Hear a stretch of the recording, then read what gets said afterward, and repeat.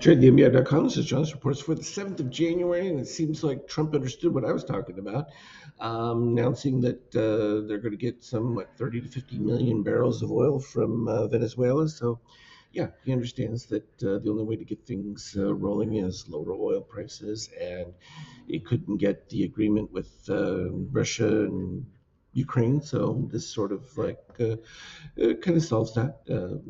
Is it more just talk at this particular stage? Yeah, but when you're getting towards midterms, you've got a limited window to get things turned around, and probably if it's not done by April, June, and that's going to be hard pressed because there's still pretty decent weakness despite where the market is from value wise.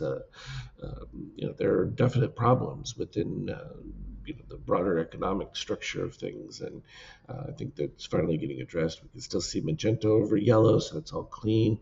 We had the dip below of orange, below red, and turning around from the crossover. So all those are positive to break out past the highs. So been a pretty decent turnaround, and that's how quickly something like that, news-wise, can just shift the narrative completely, and it certainly did. A little bit softer from a Nasdaq, but still doing exactly the same things from the DOC standpoint. Shakeout improved me. It's a little bit behind where the S&P is, and also relatively speaking from where it is in the highs. So, but it had an earlier move, and still relatively congruent as far as what the readings look like. So we're not seeing any surprises there.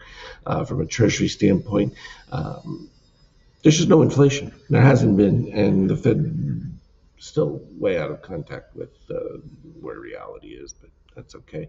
And then you can see the dip in oil. We'll see if it continues. I mean, it's a one-time announcement. We'll see if it actually plays into anything and if it's going to make any significant impact. But, it's the indication that they're going to leverage at least in the Western Hemisphere, whatever it takes to make things work. And of course, the energy makes all the difference in the world. And if you get it cheap enough, that's going to spur growth. It's just no question about it. You throw in the tariff item to it, and that makes the Eurozone and that just an absolute disaster. It's like that it's even doing this well is shocking. I mean, everything that they've done is exactly wrong.